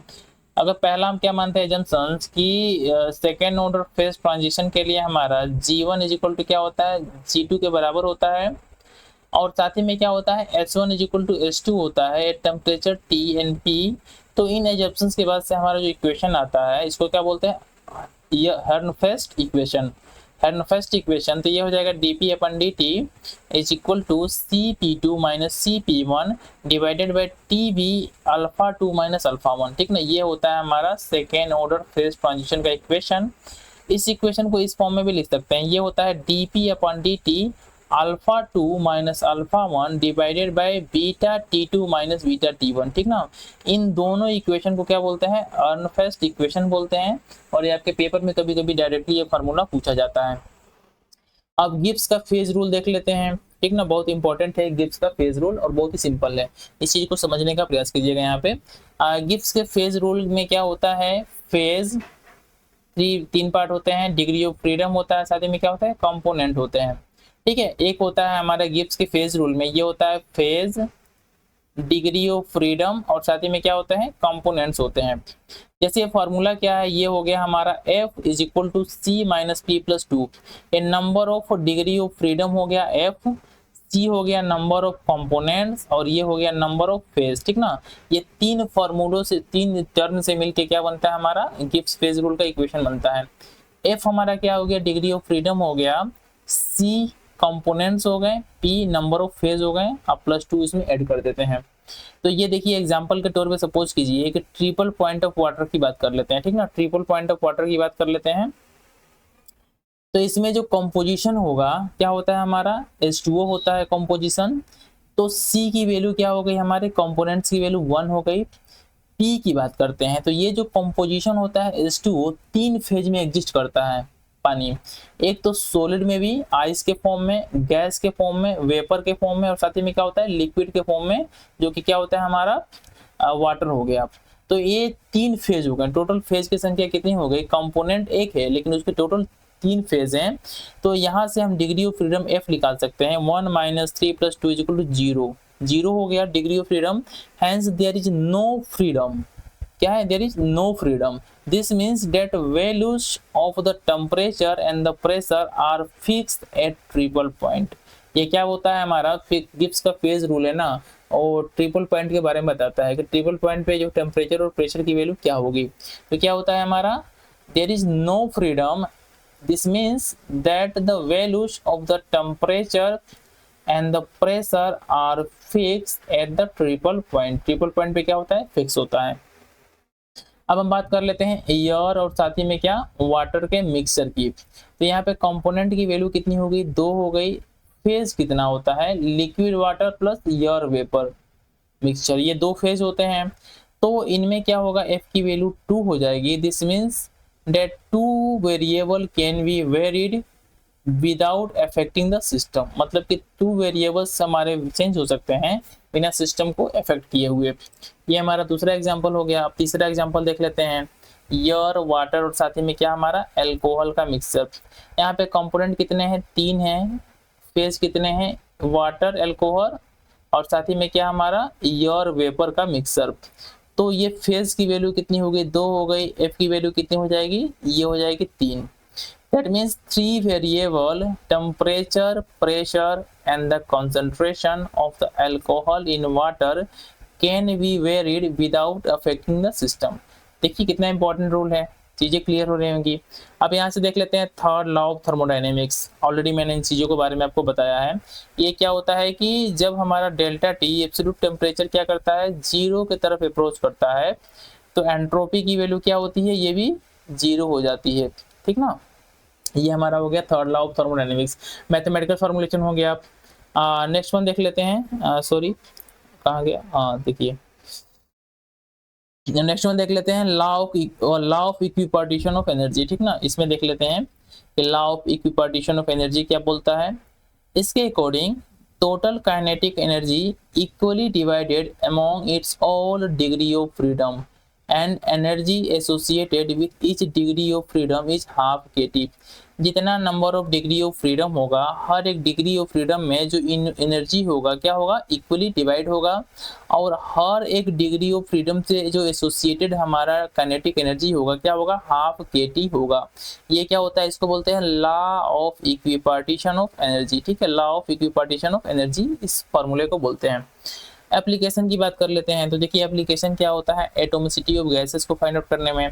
जैसे E का जो फार्मूला होता है क्या होता है? NaN/half kT। Na के जो होता है R के बराबर हो सकता है, तो इसको लिख सकते हैं is equal to nRT/2। Cv की वैल्यू क्या होती है? D/dt, तो ये हो जाएगा nR/2। Cp - Cr ये होता है, तो ये आराम से यहाँ से निकाल सकते हैं इस तरीके से। तो ये हो जाएगा गामा, वही 1/2 F लिख सकते हैं, N लिख सकते हैं। तो यहाँ से आराम से फाइंड आउट कर सकते हैं। ऑलरेडी मैंने चीज़ों को बता चुका हूँ मैं। Mean energy of linear harmonic oscillator की बात करते हैं तो ये कितना होता है? kT होता है। विरल थ्योरम की बात करते हैं तो आपका जो है कि अगेन इंपॉर्टेंट हमारा ये जो है कि थ्योरम है, तो इस थ्योरम को देख लेते हैं। विरल थ्योरम तो ये होता है T average is equal to -12 summation over Fi/Ri। ठीक ना? इसको बोलते हैं विरल थ्योरम ऑफ क्लासियस। इस जो है कि थ्योरम को बस याद कर लीजिएगा आप। ठीक ना? स्पेसिफिक हीट ऑफ सॉलिड, ठीक है, बहुत ज़्यादा इंपॉर्टेंट हमारा चैप्टर है स्पेसिफिक हीट ऑफ सॉलिड्स। इसकी बात कर लेते हैं। इसमें जो पहला लॉ है ये है ड्यूलोंग एंड पेटिट लॉ। ठीक है, Petit's law, Dulong and Petit's law की बात कर लेते हैं कि atomic specific heat per unit gram atom which is product of atomic weight and a specific heat per unit mass is constant at constant volume for all gases। देखिए कि इसमें बोला गया है क्या कि जो स्पेसिफिक हीट जो कि पर यूनिट ग्राम एटम जो किसका प्रोडक्ट होता है? Product of atomic wait and specific heat. ठीक ना? Atomic weight and specific heat is constant होता है at constant volume for all gases. इसको क्या बोलते हैं? ड्यूलोग एंड पेटिट्स लॉ। ये क्या होता है कि एटॉमिक स्पेसिफिक हीट ये होता है पर ग्राम एटम डिफाइन होता है, डेल्टा ई अपॉन टी होता है जिसको सीवी बोलते हैं, ये 3R के क्या होता है बराबर होता है। डेट मीन्स की कैलकुलेशन करेंगे ना, मल्टीप्लाई करेंगे तो ये हो जाएगा 5.94 केल्विन पर केल्विन, कैलोरी पर केल्विन, ठीक ना। तो ये जो ड्यूलोक-पेटिट लॉ है इसके अकॉर्डिंग जो सीवी की वैल्यू है कितने के बराबर है, हमारी जो सीवी की वैल्यू है कितने के बराबर है 3R के बराबर हो जाता है। इसको बोलते हैं Dulong and Petit law. Next one देख लेते हैं। इसमें ये क्या था, इनकरेक्ट था, बहुत चीजों को लेके क्या था इसमें प्रॉब्लम्स थे। तो बाद में हमारा क्या आया, आइंस्टीन का quantum theory of specific heat आया, Einstein quantum theory of specific heat. इसमें क्या था कि each atom assume as a 3 dimension harmonic oscillator independent of each other, ठीक ना। इनका एजम्पशन था, बेसिक एजम्पशंस क्या था कि जो भी हमारे एटम्स होते हैं क्या होते हैं 3 डायमेंशन हार्मोनिक ऑक्सीलेटर के जैसे होते हैं, जो क्या होते हैं इंडिपेंडेंट ऑफ ईच अदर होते हैं। इसमें क्या होता है कि each oscillator has energy n+12 h, क्या होता है इसके बराबर होता है। इसके थ्रू जब इंटरनल एनर्जी U को कैलकुलेट किया गया तो ये फार्मूला होता है 3kN θe/2 θe इतना करके, ठीक ना। And atomic specific heat at constant volume का जो फार्मूला होता है CV, ये होगा, इसको डिफरेंशिएट कर देंगे, ठीक है ना। तो ये हो जाता है हमारा क्या, इस टर्म में आता है, इस फॉर्म में आता है। यहाँ पे थीटा इज कॉल्ड क्या होता है हमारा, आइंस्टीन टेम्परेचर होता है। पहला केस देख लेते हैं, क्या होता है एट हाई टेम्परेचर पे जब T की वैल्यू क्या हो बहुत ज़्यादा ग्रेटर देन हो, ये देखिए यहाँ पे जो T होता है ना थीटा, ये होता है h/k होता है, ये फॉर्मूला होता है। तो इस केस में क्या होगा, CV इज इक्वल टू क्या हो जाएगा 3R के बराबर हो जाएगा, जो क्या होगा हमारा ड्यूलोक-पेटिट लॉ हो जाएगा, ठीक ना। ये क्या हो जाएगा हमारा ड्यूलोक-पेटिट लॉ। जब हमारा क्या होगा हाई टेम्परेचर होगा, लेकिन एट लो टेम्परेचर क्या होगा, इस केस में जब टेम्परेचर लो होगा हमारा तो T टेंड करेगा 0 के साइड में, तो CV भी क्या करेगा टेंड करेगा 0 के साइड में। अब देखिए इसे सक्सेस की बात करते हैं, CV tend to 0 as T tend to 0 क्या होता है conformity with the third law of thermodynamics. जो तीसरा लॉ हमारा थर्मोडायनेमिक्स का है कि एब्सोल्यूट टेम्परेचर पे जब टेम्परेचर हमारा क्या करता है अप्रोच करता है 0 के साइड में, तो जो क्या होता है हमारा जो स्पेसिफिक हीट्स होते हैं क्या होते हैं, ये भी 0 के साइड में क्या करते हैं जाते हैं। तो इसके साथ क्या था, ये कंफर्म कर रहा था, लेकिन CV tends to 3R ST tends to infinity, ये भी क्या करता कन्फॉर्मिटी था with the Dulong Petit law. It is unrealistic क्या था क्वांटम मैकेनिकल मॉडल, ठीक है। It is a realistic quantum mechanical model था। लिमिटेशन की बात करते हैं तो क्या था, this theory fails at low temperature. जब लो टेम्परेचर की बात करते हैं तो यहाँ पे क्या था, ये थ्योरी फेल हो गई। This is due to the neglect of the mutual force exerted by atoms upon each other. जो एटम्स होते हैं हमारे आपस में भी क्या करते हैं फोर्स लगाते हैं, इसको क्या किया था इसने नेग्लेक्ट कर दिया था, इसके कारण क्या हो गया फेल हो गया। Where CV is found to be nearly proportional to T cube rather than is given by Einstein formula CV tends to 0। CV क्या करता है tends to 0 much faster than actual cases। जब हम T tends to 0 बोलते हैं, देखिए ये है ना हमारा, तो CV क्या करता है 0 की तरफ टेंड करता है, लेकिन ये फेल कहाँ किया, फेल वहां पे किया कि क्या बोलता है तो theory fails at low temperature, क्योंकि इसने क्या किया था जो एटम्स के बीच में म्यूचुअल इंटरेक्शन वाला फोर्स लगता है इसको क्या किया था अपने एजम्पशन में एज्यूम नहीं किया था। Where CV is found to be nearly proportional to क्या होता है हमारा T के पावर 3 होता है, ठीक ना, जब हमारा क्या होता है टेम्परेचर लो होता है। अब नेक्स्ट वन देख लेते हैं इसमें कि in Einstein theory nu and h/k have been obtained empirically and can not be verified from any other independent physical quantities, ठीक ना। ये भी कुछ हमारे क्या थे लिमिटेशंस थे आइंस्टीन का जो हमारा इक्वेशन था स्पेसिफिक हीट्स को लेके। अब इस जो प्रॉब्लम आया, इस प्रॉब्लम को एक्सप्लेन करने के लिए कौन आया, डीवाई का थ्योरी आया, ठीक ना। इसने जो है कि इसको एक्सप्लेन किया। Debye theory of specific heat देख लेते हैं, ये क्या होता है, consider the collective vibrational extension of odd atoms and these vibrations set up elastic standing waves। बहुत इंपॉर्टेंट कॉन्सेप्ट है कि जब डीवाई आया तो इन्होंने अपनी थ्योरी में क्या जो वाइब्रेशंस होता है एटम्स के बीच में उसको क्या माना, इलास्टिक स्टैंडिंग वेव्स माना। इसके बाद इन्होंने क्या किया कि frequency of the vibration as a continuous a quantum of vibrational energy in solid is called phonon. क्या बोलते हैं इसको? फोनॉन बोलते हैं। Travel with the speed of sound. इसके बाद से जो इन्होंने अपना इक्वेशन वगैरह जो भी डेवलप किया, ठीक है, ये इक्वेशन ई को लेकर था हमारा, यहाँ पे दिख रहा होगा आपको। इसको डिफ्रेंशिएट कर देते हैं CV के लिए, तो d/dt CV हो गया, ये हमारा फार्मूला हो गया CV के लिए। अब यहाँ पे देख लेते हैं जो थीटा d है हमारा क्या है, कैरेक्टरिस्टिक डिवाइड टेम्परेचर है, जो क्या होता है h/k होता है। और यहाँ पे Vd क्या है, maximum frequency date can be obtained by the atom vibrating in solids. अब हम बात करते हैं कुछ सिनेरियो की इसमें। तो एट हाई टेम्परेचर पे क्या होता है, जब T की वैल्यू क्या होगी, लार्ज होगी, तो CV is equal to 3R। क्या होगा, वही ड्यूलो-पेटिट लॉ या आइंस्टीन का लॉ के थ्रू जो आ रहा था वही हो गया। लेकिन जैसे ही हमारा क्या होगा, लो टेम्परेचर होगा, थीटा d/T टेंस टू क्या होगा, इनफाइनाइट। CV क्या होगा, डायरेक्टली प्रोपोर्शनल टू क्या होगा, T3, जो क्या था हमारा एक्सपेरिमेंटल रिजल्ट के थ्रू आ रहा था, जिसको एक्सप्लेन जो है कि आइंस्टीन की थ्योरी के द्वारा नहीं किया गया था। इसी को बोलते हैं, this is a famous divide T3 law which holds for T less than और इक्वल टू थीटा d/10। ठीक है, यही हमारा क्या है, फेमस डिवाइड इक्वेशन है। यहाँ पे कुछ नोट मैंने मेंशन किया है, उनको देख लेते हैं। यहाँ पे देखिए क्या है कि for T2 less than theta d E is directly proportional to T⁴। ठीक है, अगर हमारा CV T के पावर 3 है तो आपको ऑलरेडी पता होगा CV को लिखते हैं dE/dt, ठीक ना। तो यहाँ से इसको जब इंटीग्रेट कर देंगे तो T⁴ हो जाएगा।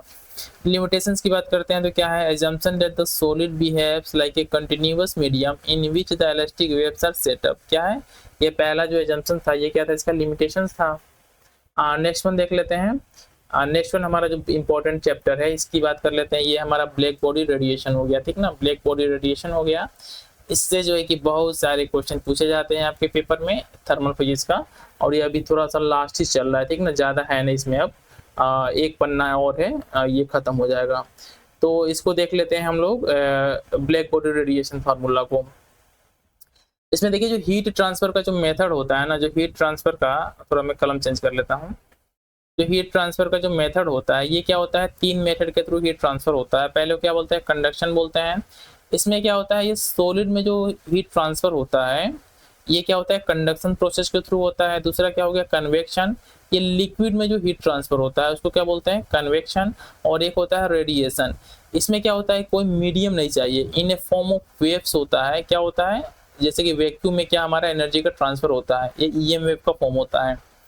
रेडिएशन क्या होता है, gas consisting of photons. Photons को के समान जो गैस हमारे कंसिस्ट करते हैं उसे क्या बोलते हैं, रेडिएशन बोलते हैं। फोटॉन्स के बारे में थोड़ा बात कर लेते हैं कि फोटॉन्स होते क्या हैं। Do not interact with each other, आपस में इंटरेक्ट नहीं होते हैं। Photon gas is an ideal gas होता है, एजम्पशंस लेते हैं हम लोग इसमें। दे आर इनडिस्टिंग्विशेबल होते हैं, ऑलरेडी स्टैटिकल फिजिक्स से पढ़ाऊंगा मैं आपको, तो बोसॉन पार्टिकल्स के बारे में पढ़ाऊंगा वहाँ पे, तो उसमें इन चीज़ों को क्लियर हो जाएगा। No restrictions on the number per unit state, कोई रिस्ट्रिक्शन नहीं होता है। क्यों, क्योंकि बोसॉन पार्टिकल्स होते हैं। Angular momentum of the photon is an integral multiple होता है, क्योंकि बोसॉन पार्टिकल्स होते हैं। एंड ऑब्वियस क्या होता है हमारा, बोस आइंस्टीन स्टैटिस्टिक्स को क्या करते हैं, फॉलो करते हैं। नेक्स्ट वन देख लेते हैं इसमें, रेडिएशन वाले में। यहाँ पे नोट मैंने डाला है, क्या होता है, केमिकल पोटेंशियल क्या होता है, म्यू क्या होता है, 0 होता है for photon gas at equilibrium. Equilibrium पे क्या होता है, केमिकल पोटेंशियल म्यू की वैल्यू 0 होती है फोटोन गैस के लिए। बोस आइंस्टीन डिस्ट्रीब्यूशन जो फार्मूला है NH का, ये हो गया 1/E/hν/kT-1, ये क्या होता है, फार्मूला होता है। नेक्स्ट वन देख लेते हैं, Planck formula for spectral energy distribution of the black body radiation. जो प्लांक का फार्मूला था हमारा एनर्जी डिस्ट्रीब्यूशन के लिए ब्लैक बॉडी का, ये फार्मूला क्या था, फ्रीक्वेंसी के टर्म में U mu D mu nu is equal to H⁻H/c⁻, nu Q. देखिए क्या है यहाँ पे, new Q D new E/hν/kT-1, ये हमारा क्या हो गया, फ्रीक्वेंसी के टर्म में हो गया फार्मूला। यहाँ पे देखिए इसी फार्मूले का थोड़ा सा हम ये निकाल लेते हैं यहाँ पे। तो ये होता है जो U न्यू डी न्यू जो मैंने यहाँ लिखा है, ये क्या होता है U, capital U new D new मतलब इंटरनल एनर्जी वाला डिवाइडेड बाय वॉल्यूम V से डिवाइड करते हैं, तो ये आता है हमारा एनर्जी डेंसिटी का फार्मूला। इसमें देख लेते हैं इन टर्म ऑफ वेवलेंथ में बात करते हैं, तो क्या होता है U lambda D lambda 8 pi HC, lambda power क्या है 5 है, यहाँ ध्यान दीजिएगा। देखिए यहाँ पे ऊपर क्या है आपका न्यू Q है, ठीक ना, डायरेक्टली प्रोपोर्शनल है। लेकिन जब लैम्डा की बात करेंगे तो क्या होगा, लैम्डा पावर 5 1/5 होगा। D lambda E power HC अपन KT -1, ये लैम्डा के टर्म में हो गया। एनालिसिस की बात करते हैं तो क्या होता है on the longer wavelength side HC upon lambda will be 2 less than KT, ठीक ना। तो ये फार्मूला हमारा इस टर्म में रिड्यूस हो जाएगा जब हम बात करेंगे क्या लॉन्गर वेवलेंथ की बात करेंगे। तो U lambda D lambda is equal to 8 pi KT divided by lambda power 4 D lambda, ये हो गया पहला इक्वेशन। अब लो फ्रीक्वेंसी सैंड की बात करते हैं सिमिलर ये, तो ये होगा H new 2 less than KT हो जाएगा, तो ये हो जाएगा U new D new 8 pi KT divided bye CQ इतना इतना। ये जो दोनों लॉ है, पहला लॉ क्या है, ये हमारा जो है कि वेवलेंथ के टर्म में है, दूसरा हमारा क्या है फ्रीक्वेंसी के टर्म में है। क्या है हमारा लोअर फ्रीक्वेंसी, ठीक ना, लोअर फ्रीक्वेंसी एंड साथ ही में क्या है हमारा लॉन्गर वेवलेंथ। तो इन दोनों फार्मूले को क्या बोलते हैं, इसको बोलते हैं रेलेजेंस लॉ, ठीक ना, रेलेजेंस लॉ बोलते हैं। अब हम बात कर लेते हैं दूसरा कंडीशन का, जब शॉर्ट वेवलेंथ हो हमारा, ठीक ना, शॉर्ट वेवलेंथ हो और साथ ही में क्या हो हाई फ्रीक्वेंसी हो।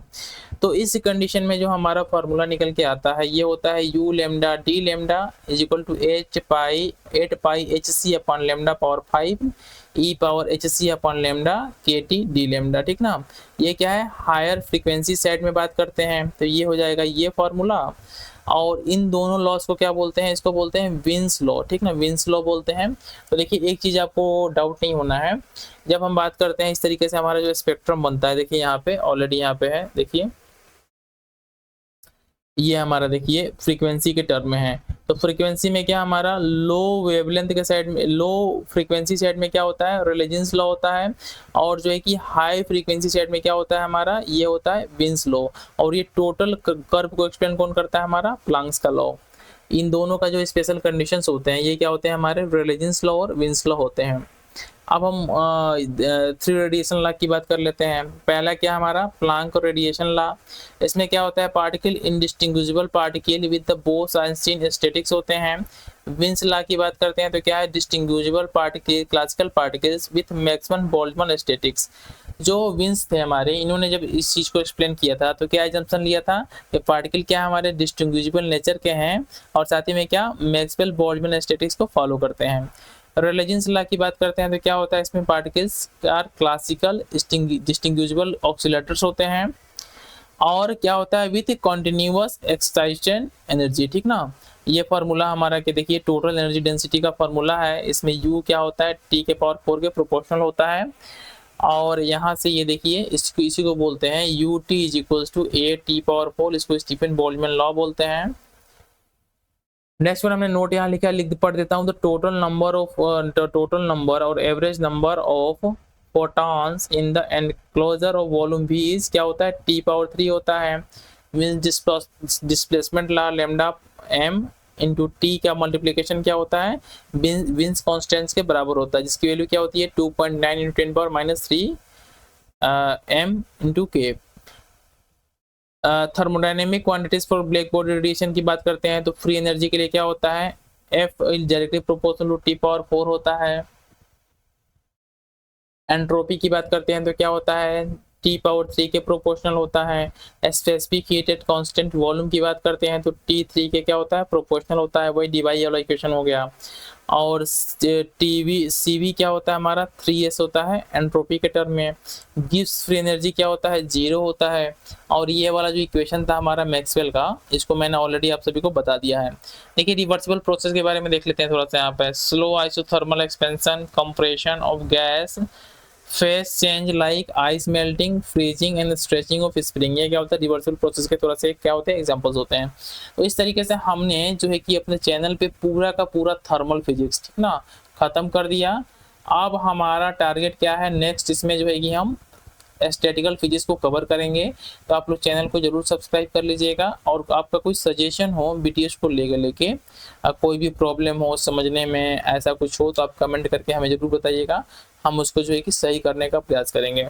तो चैनल को आप लोग सभी लोग सब्सक्राइब कर लीजिए और अपने फ्रेंड सर्कल में हो सके तो इसको शेयर कर दीजिए। थैंक्स फॉर वॉचिंग, मिलते हैं नेक्स्ट वीडियो में।